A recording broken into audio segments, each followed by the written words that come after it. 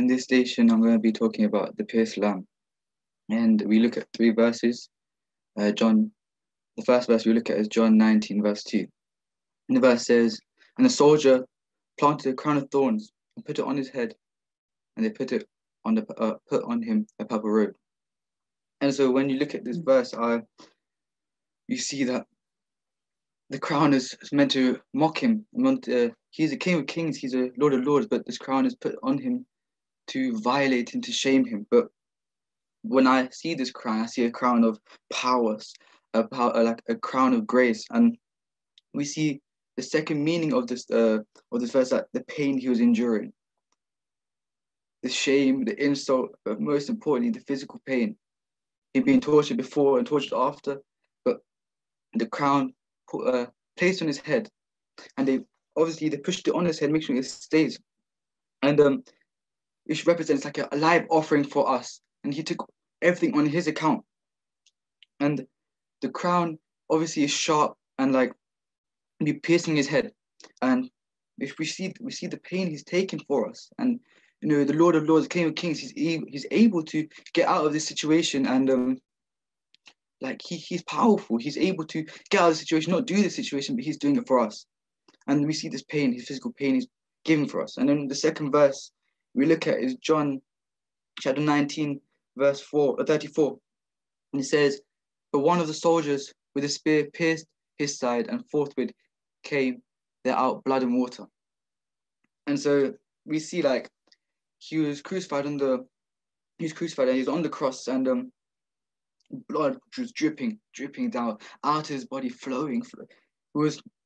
Blood was flowing so much. And the way I look at this verse is like his blood, he was shedding so much of his blood, almost all of his blood, that even water is coming out. That when we look at this into a deeper meaning, it's like he didn't leave a single drop of blood inside him for himself, but he gave it for all of us. This blood is the reason we are living today. This blood is the reason why we are having our lives, our parents, our day-to-day lives.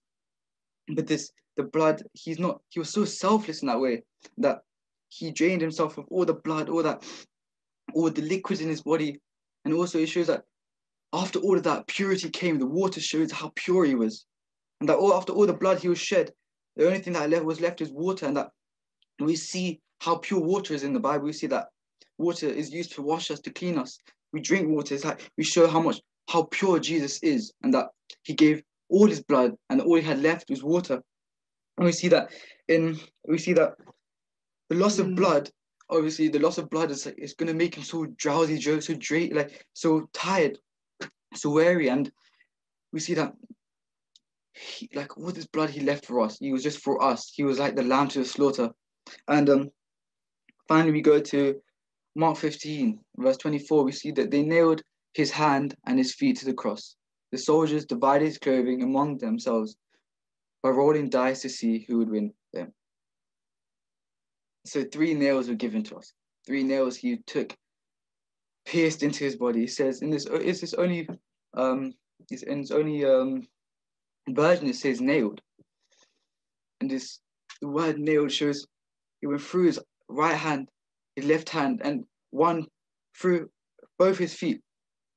The excruciating pain he must have went through.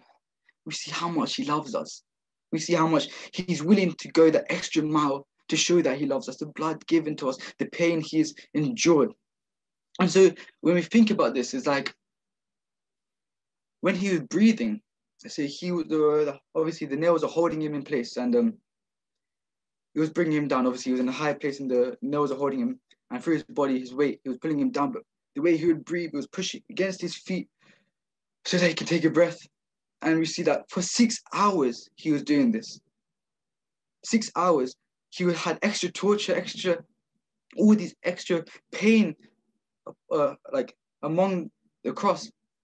But still, every single breath he took was for us. Every single blood he dropped was for us. We forget this. And the way he was breathing, his lungs were collapsed. Everything was broken in his body, but yet he still did not cry. He did not complain. He loves us that much. And so, me personally, a verse that came up to my head was Psalms 145 verse 8, and they were saying that the Lord is gracious and is compassionate. He's slow to anger and rich to love, rich in love. How much love would a person have for us that he'll go through so much pain for me and you, that he wouldn't care about all the blood that he's lost. He wouldn't care that all the muscles are weary, and that even his muscles are weary, he still lifted his body to breathe and gave his breath for us. And we take this so, we take this so, we take like we don't take this in. We don't let it fill us. We just act like it's normal. It's not a story. It's real life. That's what we have to always remember.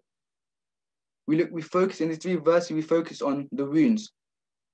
We focus on the wounds of the thorns. How much blood he was drained of blood, and lastly, the thorns piercing through his hands.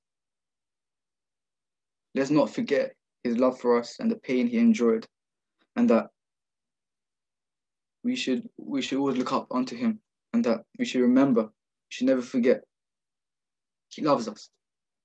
Thank you for listening.